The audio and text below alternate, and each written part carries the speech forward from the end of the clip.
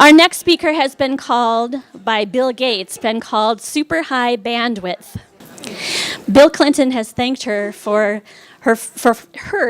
fostering American entrepreneurship.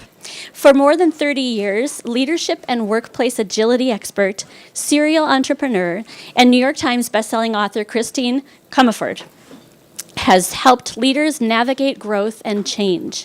Christine is sought after for providing proven strategies to shift executive behavior, to create more positive outcomes, enroll and align teams in times of change, profoundly increase sales, product offerings, and company value.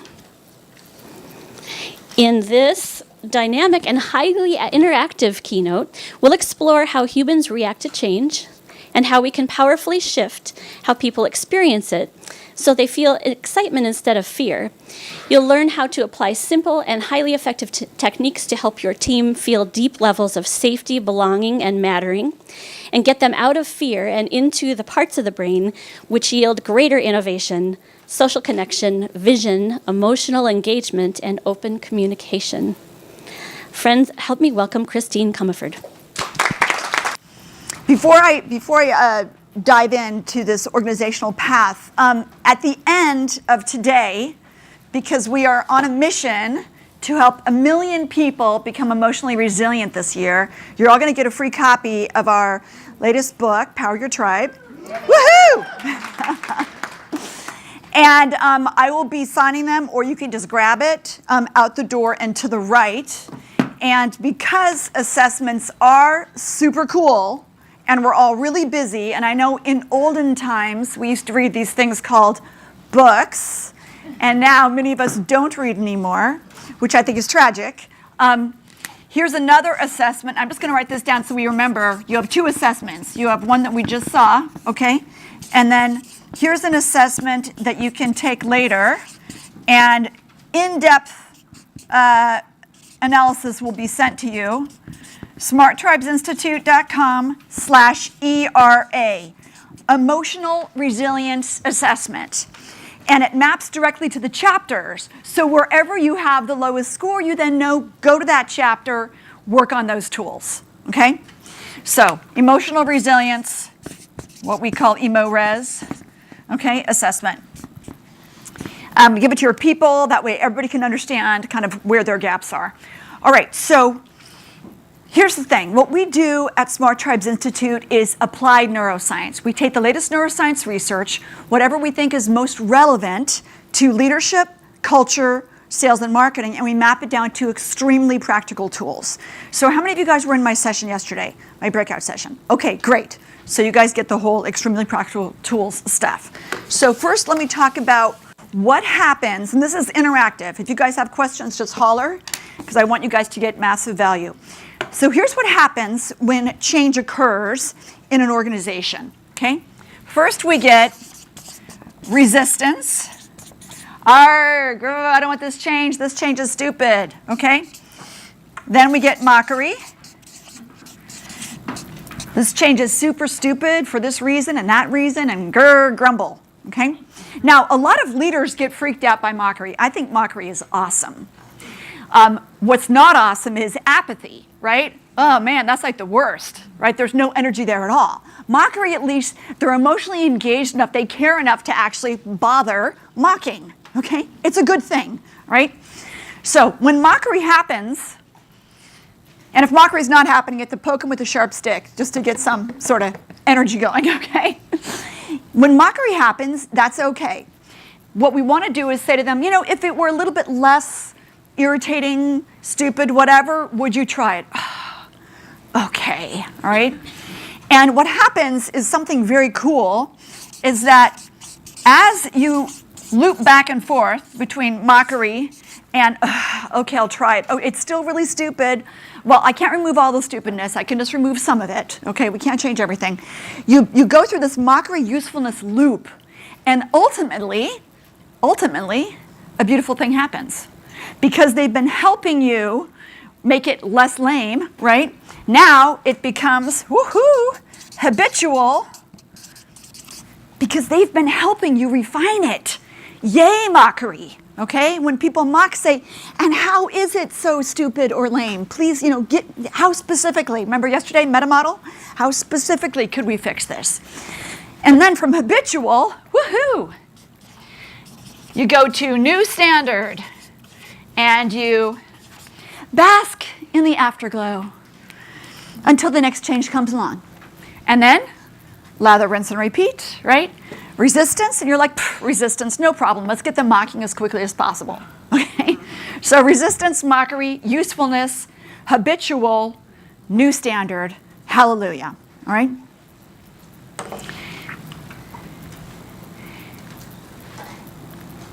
Centers for Creative Leadership came out with a stat last fall which concerned me. And I want to make sure we're all really clear on this. So 75% of careers are derailed. 75%. Do you think that's a lot? I think that's a lot, okay?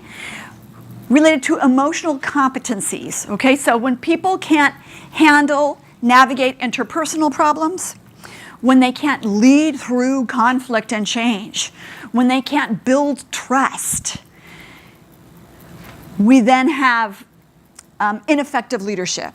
We then have sabotaging of careers.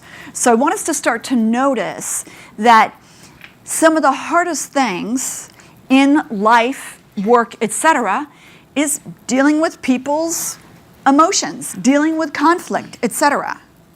That's what seems to be affecting everything below the scenes, if you will. So when you get that emotionally resilient culture, and we're going to talk about some tools for that today, I also want to share some recent research. I'm working on a Forbes blog around motivation and what really causes it. When we get that emotionally resilient culture, what we found, this is from 1,000 companies, all different sizes, okay? Sales are closed up to 50% faster. Team member productivity, 35 to 50% increased.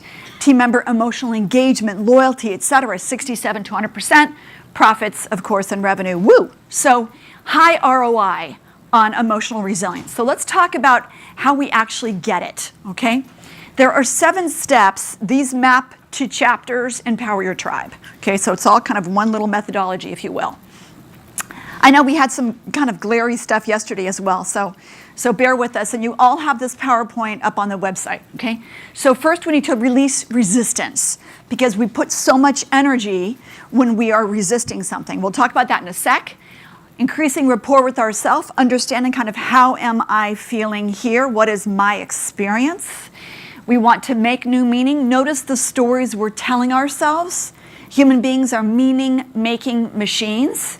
How many of you have been to a dinner party with somebody and you said, wow, that was a great party? And they said, that was an awful party. Wow, that was a great movie. That was an awful movie. You're like, what was it like over on your map of the world? Because on my map of the world, it was an awesome movie, yeah? So we all have different maps of the world based on how we were raised, based on what we learned from our parents, et cetera, socioeconomic, religious, et cetera, education. So we can be having the same external experience with a very different internal experience. So I want us to start to think about how we make meaning. Shakespeare was right. Nothing is good or bad, only thinking makes it so, right? You can reframe anything. And I want us to think about the stories we tell ourselves about what's happening outside of us, okay? Start to notice that because the stories you're telling yourself are the stories you're telling your team. You are telling your team to be emotionally resilient or not. Wow, this is going to be a really hard quarter, everybody. Okay. Reality is what you say it is. Or how cool that we have these challenges that we are going to totally overcome this quarter. How cool that we are the sort of people, that chew up rocks and spit out gravel. Yeah, challenge, bring it on, brother. I am ready. What are we telling our people to feel? Because they are definitely watching you. And I cited Lionel Tiger yesterday and his research from Rutgers on how we're 4% different from primates. So we think that we're super sophisticated, humans. We're basically monkeys. Okay, DNA, 4% different from monkeys. Monkeys are constantly looking at their leader, determining how they should emotionally feel based on what emotions they experience from their leader. Anchoring the outcome, you're going to learn about visual, kinesthetic, auditory anchors in the book. We don't have time today. Enrolling and engaging others, tribal agility, tribal power. I'm going to spend a few minutes on this. Okay, so let's go. The pathways going from the emotional brain to the intellect and the human brain are like a 6-lane superhighway going in one direction. Whoosh, tons of data. But the pathways going from the intellect to the emotional brain are like a little teeny path in the forest. So what does this mean? We are deeply emotional beings. 90% of our decisions, behaviors, etc. are dominated, important word, by our emotional brain. So we have to be very aware of the fact that our people are emotional beings, that we are emotional beings, and this is why it's super important to understand resilience. Okay? So let's do a really quick review of the brain. Those of you who were here yesterday, thanks for bearing with me. 3 key areas of the brain that we're concerned with in leadership: reptilian brain, mammalian brain, and the neocortex/prefrontal cortex. Reptilian brain, stimulus response machine, trying to keep us safe, physical safety. The reptilian brain is responsible for breathing, temperature regulation, life support systems, if you will. If the reptilian brain could speak, it would say dead or not. I did not say alive or not, okay? So no concept of quality of life in the reptilian brain. It is all about staying not dead, okay? Next, mammalian brain. This is staying safe, if you will, being safe emotionally, okay? So physical in the reptilian, emotional in the mammalian. The mammalian brain is where we have anger, fear, love, happiness, peace. It's where we have the hippocampus, which is responsible for learning and memory, which is why when we have emotion around learning and memory, it sticks better, okay? If our company values are emotional and inspiring, people will remember them and live by them. The mammalian brain, reptilian brain is also where we have the limbic system, fight, flight, freeze response. It does kind of overlap both, right? So if the mammalian brain could speak, it would say friend or foe. A little bit more evolved than dead or not, but still, stimulus response machine trying to keep you safe. Next, prefrontal cortex, right behind your forehead, if you will, part of the neocortex, most evolved part of being a human being. Dogs, cats, people always ask me, yes, have a prefrontal cortex. Dogs are bigger than cats, based on you're a dog or a cat fan. And the coolest part about the prefrontal cortex is that this is where we have decision making. This is where we have vision. This is where we have language, tool making. This is where we have the ability to say, I'm here, but I want to be there. How exactly am I going to get there? Now, here's the problem though. Or actually the good point and then the problem. Good point, if the prefrontal cortex could speak, it would say, what can I create? Okay, the problem part though is that when we're under stress, we don't have availability or access to the prefrontal cortex. We're in lockdown. We're in what we call critter state, like a little animal, safe or not, dead or not. We're trying to make it a little bit fun instead of just saying pure raw fight, flight, freeze. So what we want to do is use the tools today to get into what we call smart state. Smart state, all 3 parts of our brain are working together. Reptilian is keeping us physically safe. Mammalian is keeping us emotionally safe. The prefrontal cortex has that discrimination to know that it's not a life-threatening, risk. It's just, a pencil sharpener, the world's not going to end. And also the ability, the resilience to say, wow, that person's having a really bad day. I don't need to take on their emotional state. So let's now zoom forward. Think about where your team goes. Think about where your family goes.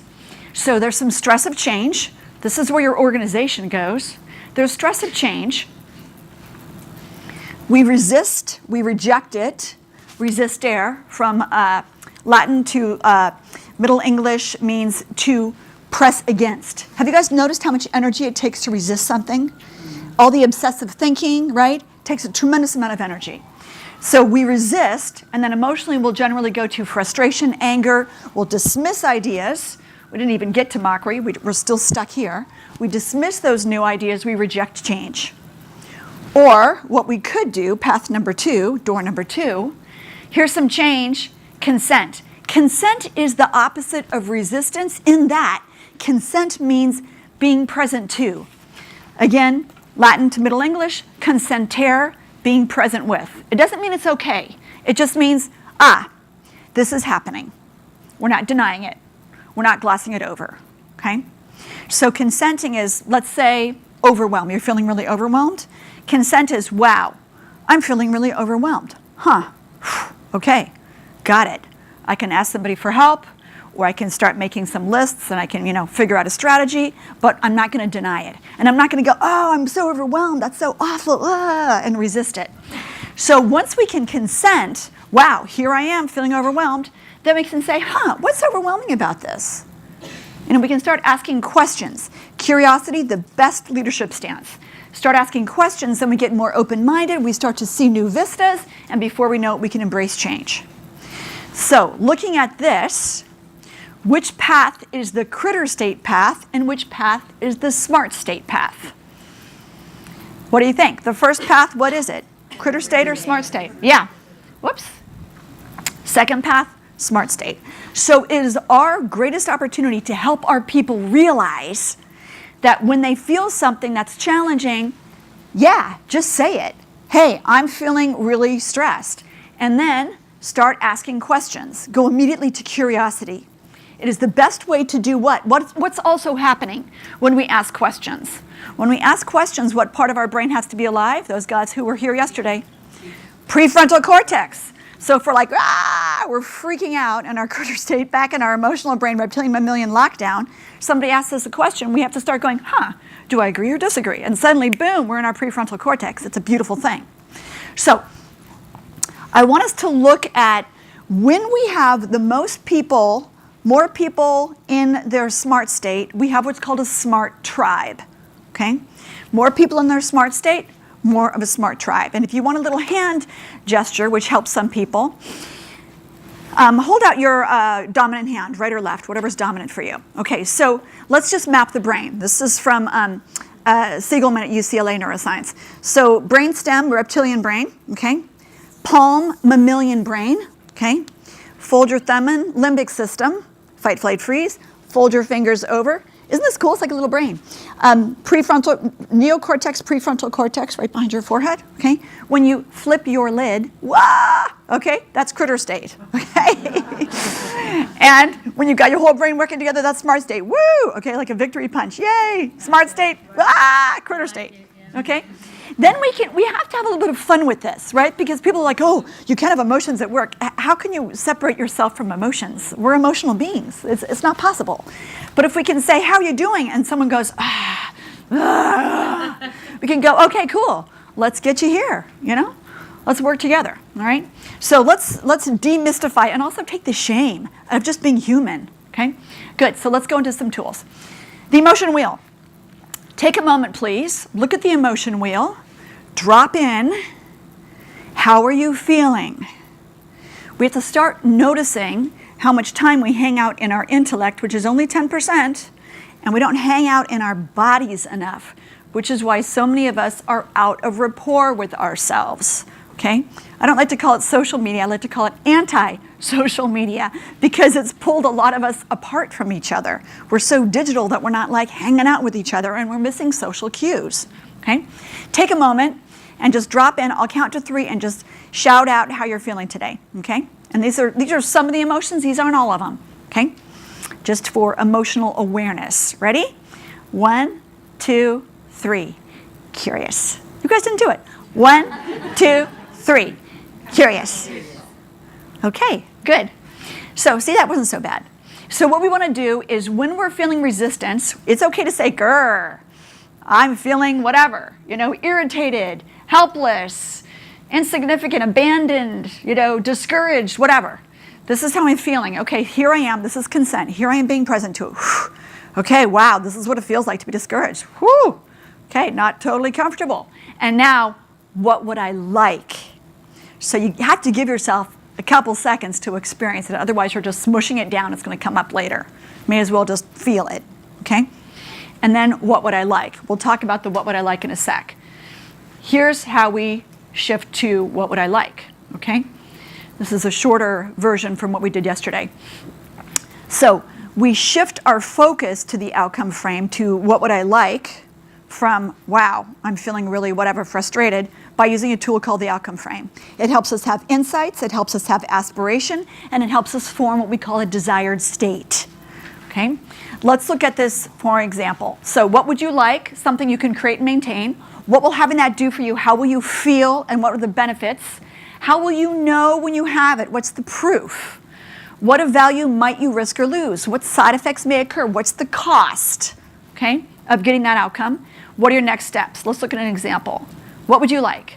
More strategic time. What will having that do for you? I'll feel more engaged and energized, like I'm really making a difference. I'll feel proud, peaceful, powerful. How will you know when you have it? Notice the specificity of the proof, okay? When I spend 2 hours or more each week on strategy, when I cut the number of meetings I attend by 25%, when I have my direct reports at leadership level 5 or greater, right? So we want to actually know how we're going to know when we have it, what the proof is going to be. Because here's the thing, as we get into the proof, as we get into the details, we actually start to see, hear, feel ourselves in that desired state, and it goes from being a fantasy to a potential reality that we are test driving. That's why you need to really get in there, okay, with these questions. Next, what of value might you risk or lose? What side effects may occur? This is the ego question. Go all out on this one. This is why you don't have the outcome. This is why this person doesn't have strategic time. For these very specific reasons. That's why we call it the ego question. This is what's in the way of you getting what you want. Check it out. Oh, well, I might initially feel less important, less involved in the minutia. I'm gonna have to let go of some control. Ooh, control. Who likes control? Delicious. Yeah. Okay. Resist the temptation to rescue. Ah, who likes rescuing? Oh, ever so satisfying until you get resentful afterwards. Then it's not fun, okay? Invest time in cultivating directs. Darn it, my directs aren't just going to magically cultivate themselves. I actually have to invest time. Yeah, you do. So this helps us understand why we don't have it. Next steps, notice how specific this is. Set up recurring meeting and calendar. Okay, offload work and build leadership. Determine which meetings to skip. We have effective meetings and delegation processes. Use those. Create a plan to get this outcome in 90 days. So we're getting really specific with this, okay? Questions on the outcome frame.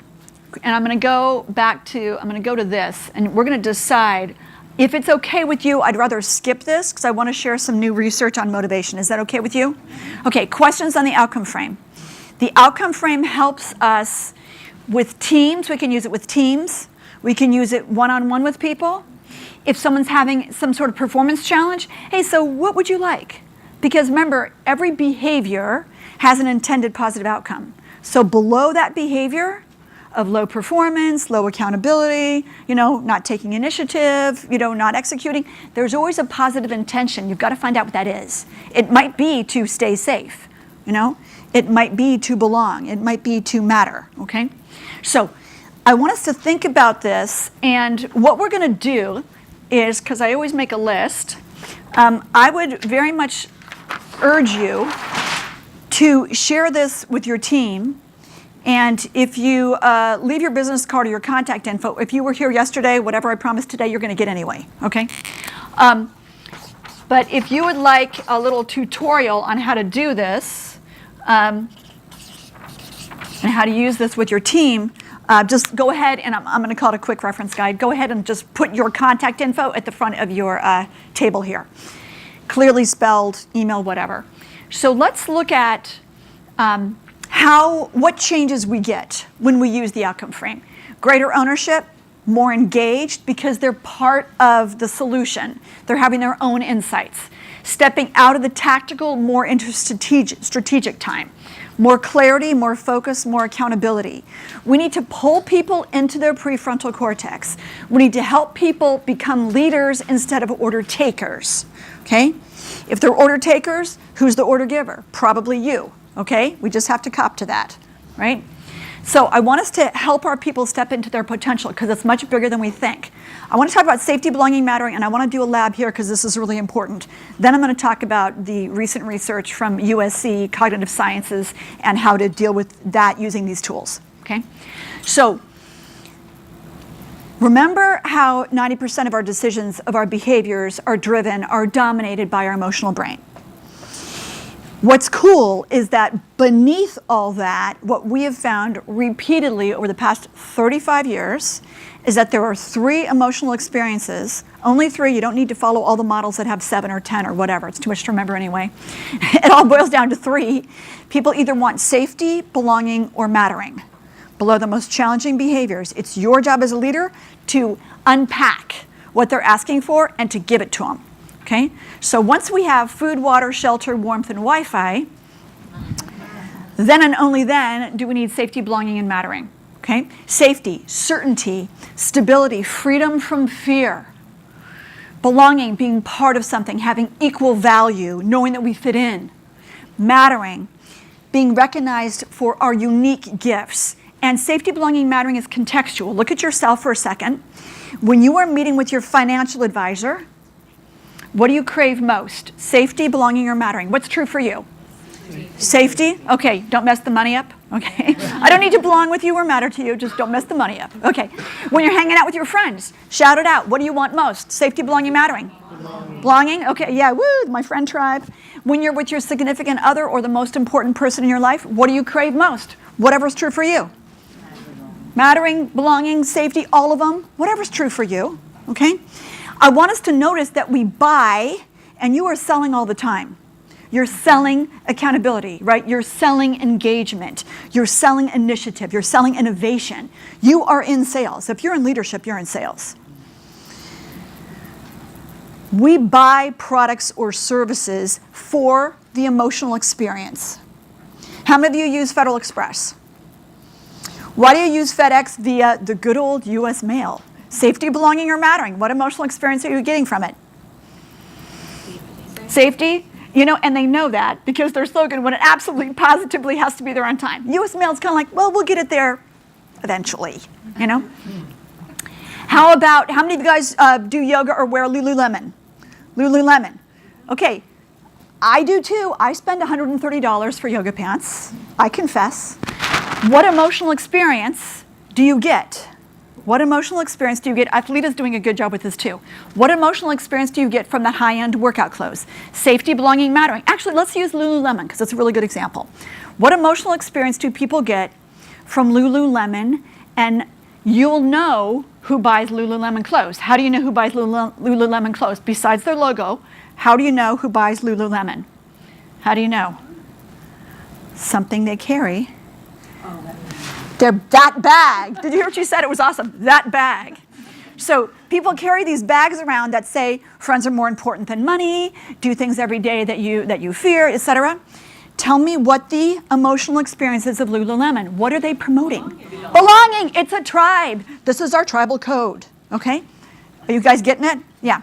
Why would you drive a fancy car versus a car that just gets you from A to B? Safety, belonging, mattering. Belonging, safety, mattering. Guess what? Everybody has a different contextual experience. Take a second. The car is always exciting. Okay, take a sec, drop in. Take a second, drop in. What is most important in your life right now across all contexts, work, home, etc.? What do you crave most in your life right now? You get to only pick one. What is most important in your life? Where if it were not present, it would be the worst. What do you crave most? There's no right answer. It's you, between you and you. And you only get to pick one. How many right now in your life crave safety most? Safety. Whatever's true for you. Thank you. How about belonging? Who really wants belonging most? Thank you. And then who wants mattering most?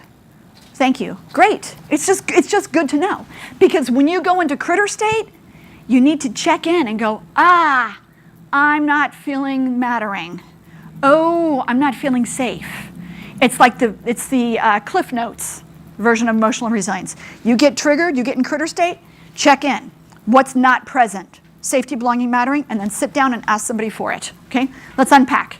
So somebody has these behaviors. We don't need to judge people, okay? We just need to unpack what their experience is and lead them out of it, okay? Because usually it's painful. Behavior of gossip, rumors, spreading fear, etc. Okay, planning their exit, fighting back, saying they're frozen and can't move forward. They're just asking you for safety. They're in critter state. They don't have the ability to use their words because they're not in their prefrontal cortex. They're not in their smart state. Just help them out. Talk with them about their contingency plans, etc. Normalize their emotional experience. Start to notice when there's problematic behavior. It's not problematic. You just have to notice what it is and guide people out. Make sense? Safety. Belonging. Isolating, withholding information, dropping out of communication. Us, them, okay? Forming silos. They're just in critter state trying to get some belonging. So it's called identity coherence. So if I am in critter state and I'm craving safety, I'm going to look at all the ways the world's not safe. And I'm going to be talking about that so that I don't feel like I'm nuts, right? Look how scary the world is, right? If someone's feeling like they don't matter, they're going to be looking at how nobody else matters either, okay? If it's belonging, it's the same thing, okay? So if somebody is condescending, arrogant, talking about how they do everything around here, okay? They're not appreciated and valued. They're not being a meanie. They're just in critter state and they're asking you indirectly for mattering. So start to notice, start to listen when you're at line at Starbucks, start to notice what people are asking each other for. It's absolutely mind-blowing. People are asking each other for safety, belonging, mattering all the time. It's so trippy. You have to check it out. It's so interesting. So let's do a lab. So, let's do a group lab. Whoop, I just told you the answer. We're going to do a group lab, then we're going to do a buddy lab, okay? So if somebody has the behavior of fight, flight, freeze, what do we think that they're asking for? Safety. Okay, yeah, I kind of blew that one. Us versus them. Safety, belonging, mattering? Right on, thank you. Good. Perpetually seeking recognition? Victim complaining, whining? Nobody appreciates me, etc. Yeah? Procrastinating? Not moving forward? It's a combo. Safety is not happening usually. Mattering is not happening, okay? I want you guys to we're going to take about 7 minutes. Ponder on your own, okay? Then talk to your buddy, or if you want, if it's easier, just brainstorm with your buddy. Pick one person. It can be your romantic partner, it can be your leader, it can be a direct report, somebody that you want to have a breakthrough with, somebody that you want to have a richer relationship with, okay? Buddy up, and it's okay to have a pot of 3 because we can just discuss. Buddy up and unpack what that person is asking you for in their interactions with you. Think of a situation that's not quite going as you want it to, where they're not quite having that communication, okay? So go ahead and powwow. Here's how we're going to come back. When the time is up, we're going to do the heartbeat clap. And here's what it sounds like. Okay? So when you hear the heartbeat clap, start doing it because that means lab time is over. All right? So let's do about a 7-minute, I'll time it, convo with your buddy and talk about, unpack somebody in your life and what they're craving. Go.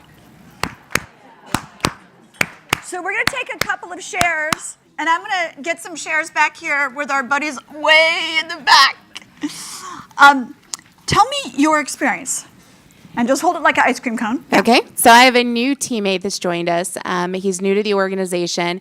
And for him, the best way to describe him is he's a walking resume. He's constantly trying to validate who he is, what his skills are, what his experience is. So for him, it's really about mattering right now and being recognized for what he brings to the table. Got it. Thank you. And you had another interesting one. Yeah, so I have a woman on my team. She's a direct report. She is a great contributor, kind of a junior person. So I've encouraged her to join different things and reach out to different groups within the company. We're a technology firm, so she joined the Women in Technology group. And there's more senior women that manage that and chair that group. She often contributes a lot. She does a lot of research. She suggests speakers. She does development actions for them. But she doesn't feel like she's recognized. So it's a lot of work and a lot of effort. And it always seems like the people at the top are getting all the credit. And she gets a little frustrated at that. So again, comes through as mattering. And I kind of work behind the scenes to make sure that she gets the recognition or that people are recognizing her or that there's more opportunity to come. Awesome. Thank you. Let's clap. 2 examples of mattering that were different. Anybody else want to share back here? Or I should say, who wants to share next? Pick me, pick me. Nobody else wants to share back here? No? Okay. We're going to go all the way to the front just to mix it up. Okay? And give me a little bit of cardio too. Okay. Thank you. So we had two instances. In Christina's case, there is somebody who is her peer and feels to hold on to information a lot. And we were talking about what can be done because it sounds like it's mattering perhaps. And the struggle we both had coming up with the solution was when it is your when it's your leader, you can frame it in a way that, hey, to support your strategic objectives, Right. this is how I can support you being strategic myself. If it is your direct report, you can recognize them, you matter, all of that good stuff. When it's your peer, it's a little, we found it challenging, and we were hoping you could help us with that because you're neither up nor down. So what do you do in that case? Yeah, right on. Okay. Let's clap. Thank you. So here's the thing. All the same stuff applies if it's a peer. Here's the thing, though. It's very important when we give somebody safety, belonging, and mattering that we don't ever condescend, right? That's why the whole judgment thing, out the window, okay? This is all about being a leader and recognizing what their experience is. So if somebody is withholding information, let's unpack this for a sec. Let's say that somebody is withholding information, they're not sharing stuff, they're not collaborating. Somebody had an experience like this yesterday that we were talking about. They're not collaborating very richly. They're hanging on to that stuff. In my experience, generally, they don't feel that they belong with you. Because if they belong with you, they're going to share the information. They also might not be feeling safe. So here's the thing. We can sit down with that person. Let's just say that we're not sure. Give them safety and belonging. If you're not sure, give them all, you guys, and see where they go. Bing! Because you'll see them light up, right? So in this case, we could say, wow, I'm so glad you're on the team. I would give them all 3. Yeah, I really see you as a thought leader. You have like really cool insights and stuff. I would like to share some information that I'm finding and really get your input on it, you know? And if you ever have any information that you'd like to share with me, that would be great. I think together, remember how important that word is? Together, safety, belonging, and mattering, write it down. Also write down safety plus belonging plus mattering equals trust. Safety plus belonging plus mattering equals trust. So if you want somebody to trust you, it's okay to give them all 3, right? So to really help us achieve our goals, to navigate whatever challenge we're going through right now, I want to share more information with you. I want to bring you closer into what's happening in my area. I want us to have great transparency. If there's any info that you'd like to share with me, that would be great.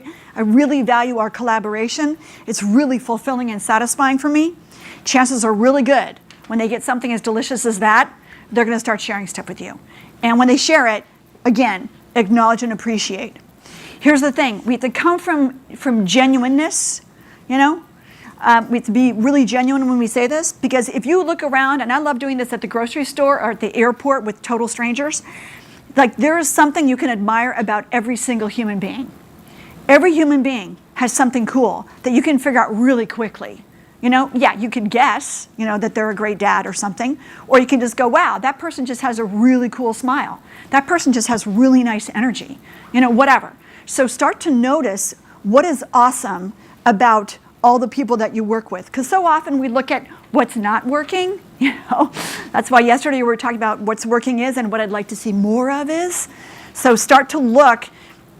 Who said this? Oh, Wayne Dyer said this, the late, great Wayne Dyer, to paraphrase. When you change the things you look at, the things you look at change.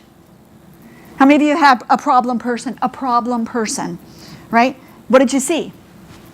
Problems, right? You may as well just terminate them right away if you're going to label them as problem person, right? There's the person and there's the behavior. Please decouple.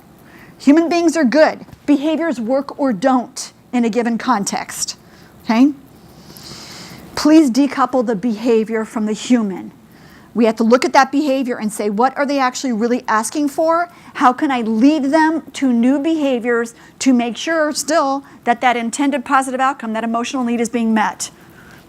Questions on, was that helpful? Okay, questions on the outcome frame or on safety, belonging, mattering. I want to show you an employee engagement survey that's super awesome. Let me do that and then we're going to go into research. Oh, let's do one more quick lab. Benefits programs. When you have benefits at work, health insurance, whatever, what experience are you giving people? Safety, belonging, mattering. Thank you. Tribal rituals, celebrations, bringing people together to go bowling, etc. Okay, good. Recognition, rock star, high fives, employee of the month. Okay, good. Individual development plans. So here's your career path. Here's how you can grow and evolve at the company. What emotional experience? Yeah, combo pack, mattering plus. Yeah, good. Thoughtful, value-based onboarding. Hey, welcome to our firm. Here's what our values are, etc. Combo pack, yeah. Yeah, but those values and those tribal rituals and stuff help us understand how to be safe, belong, and matter. Okay, good. All right, somebody asked me yesterday for an employee engagement survey. Where is she? Thank you. Okay, good. So ask me questions if this isn't what you need. So we call it an SBM index, safety, belonging, mattering. Okay? Notice, check this out. I know the font is small. It's on your PDF that you have. The first 3 questions are about safety. The next 3 questions are about belonging. The last 3 questions are about mattering. And then, of course, you have to have a net promoter because it's just smart, especially in today's, climate. Will you refer your friends to work with us, please? So check this out. You use whatever survey tool you use. Think about like a Word doc, like Save As, right? You create the survey, and then you save it as each department in your company. It's going to be easier for you to unpack the data. Just do it this way. Seriously, you'll thank me later. So you have the results from this department, you have results from that department. Then you can always total everybody up. What do we learn? What do you notice from this heat map? Where are the problems? Woo, doggies. We have unhappy people, and what does that mean we have in investments? If we have unhappy people, we have a problem with leadership. Okay? We have a leadership situation here. Okay? Now, what we want to do is we always want to make sure that we also look over here. So this is a 100-point scale, 10 points for each question, because everybody understands a 100-point scale because we remember school, right? So they have a D, okay, their employee engagement's at a D, crikey, okay, and barely, okay, barely a D. So what do we notice here? When we go across, we notice that we need to really work on belonging. That's our biggest problem, 50%. Okay? Then we need to work on mattering, and later we're going to work on safety. So first we do this, we see where the scores are, we see that, wow, check this out. In the safety area, I like to kind of circle the lowest ones, so actually it would be helpful to look at this 3.76. I receive acknowledgement and appreciation at work. Actually, I don't. 3.76 out of 10? Whoa. So we need to create some sort of high fives, appreciation program, acknowledgement program. There's a ton of software that does that. So that's a particular area that we really need to focus on. And then I would go to the I am motivated by and find meaning in the company's mission, vision, values. No, they actually don't. Okay? If somebody can't remember your values, then they're not emotionally engaging. Our clients that have company values that are an acronym, the brain works much better with them. Care, guide, partner, whatever. Ours is circle, So if it's an acronym and there's kind of a visual involved with it as well, we find that the brain will really remember. So I want you guys to start to notice this. When you do this, though, you have to have a safety, belonging, mattering message that goes out to everybody in advance. Hey, everybody, thanks so much for your unique contributions that each of you bring to the company. What's that? Safety, belonging, mattering? Mattering, thank you. We're so glad you're here on the team. Belonging, thank you.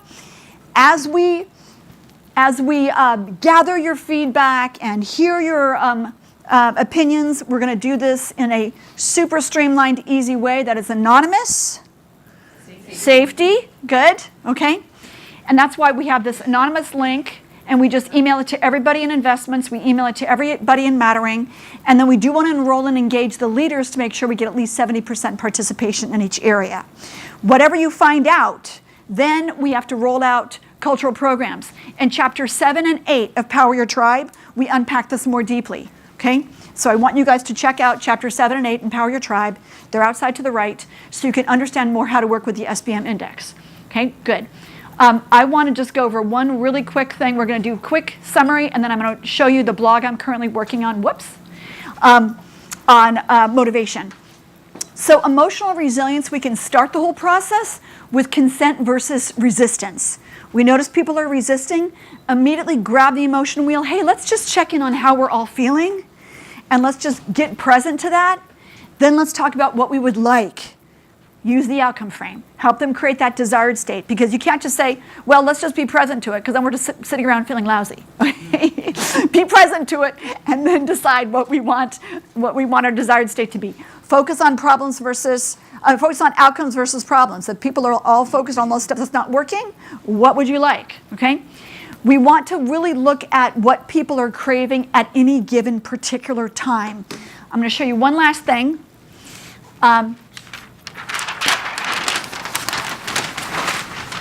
So USC Cognitive Sciences came out with some research. Richard Clark did the work. And it's a big, huge, massive research paper. But here's the executive summary. People lose their motivation for these 4 reasons. Values mismatch. Okay? So what they value isn't aligned with what the project is. So this is why it's so important when we're launching a project to say why we're doing it. You know, this is going to increase our customer experience, which is going to help everybody feel more connected, and blah, blah, blah, blah, blah. Okay?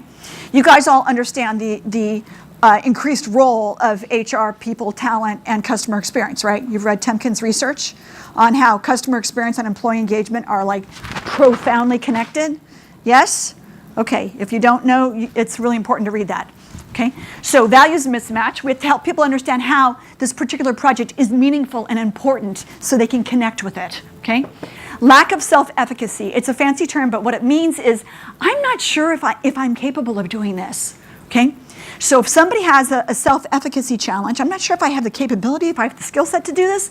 We need to sit down with them and make sure that they have the capacity, the time. This is a capacity capability issue. Do they have the time to do this, and do they have the skill set to do this? Do they need more resources? Right, that could be it. Do they need some mentoring? That could be it as well. Okay, so start to notice when demotivation occurs, what's going on here, right? Are they not feeling confident in their ability to execute? Okay. Number 3, disruptive emotions. Disruptive emotions is number 3. That's what we've been talking about today. They're either resisting it, they're not getting safety, belonging, or mattering. Okay. They're stuck in mockery. We have to look at what that disruptive emotion is. And the easiest way is to say to somebody, how are you doing?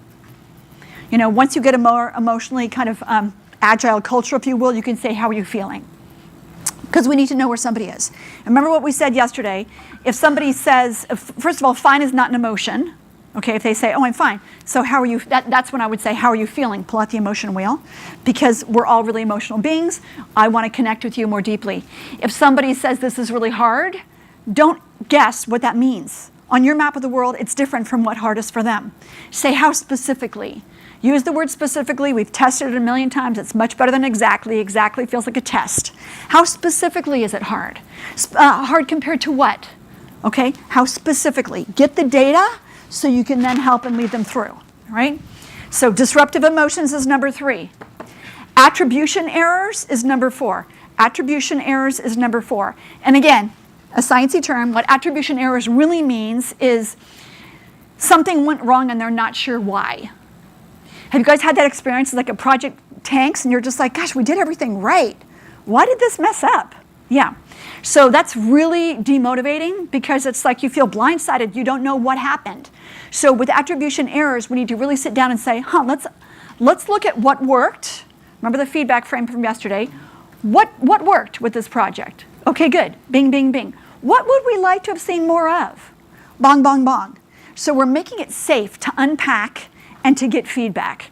So what worked, what we'd like to see more of. So it's our job to help people kind of notice as leaders, is it a values mismatch? Is it lack of self-efficacy? Is it just disruptive emotions? Is it attribution errors?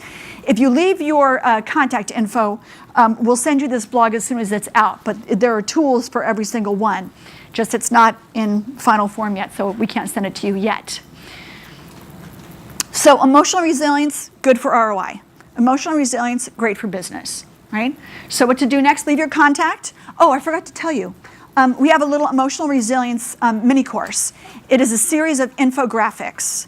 And you'll get since a lot of people don't read anymore, you'll get an infographic with a short message saying, here's the tool and how to use it. And if you want the emotional resilience assessment, you can either sign up yourself at smarttribesinstitute.com/emotion, or you can leave your card or contact info. Everybody yesterday, I'm just going to send it to you anyway, since I already have your contact info. You don't need to give it again, okay? If you want to get some help from us, go to Strategy Session now and enjoy your copy of our new book. Yay. Thank you.